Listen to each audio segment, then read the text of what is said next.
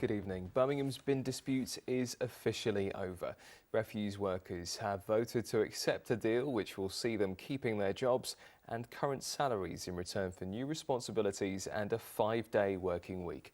But the meeting this morning between union officials and workers was, at times, heated and angry. Andy Bevan reports. Despite what was at stake, turnout was low, with some bin workers calling for a vote on the deal put forward yesterday by the City Council to be postponed. But with a potentially costly trial in the High Court set for Monday, officials from Unite were keen to push ahead. Our cameras were excluded from the meeting, but occasional shouting could be heard, mixed with bursts of applause. After about an hour, the workers voted to accept the deal, officially ending the dispute and prompting union leaders to hail it as a victory for common sense.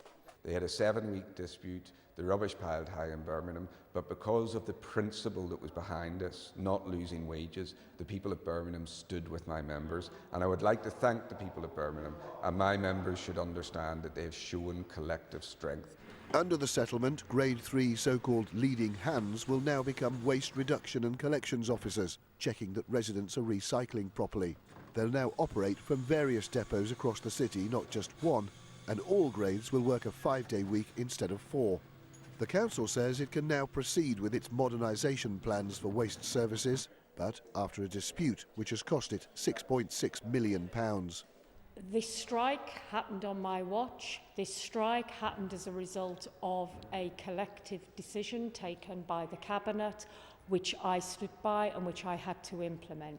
Again, we all have lessons to learn from this process.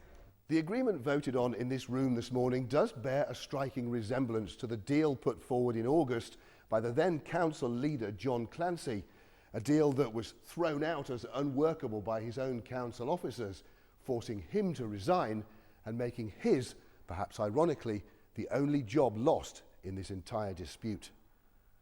Andy Bevan, ITV News. Police in Birmingham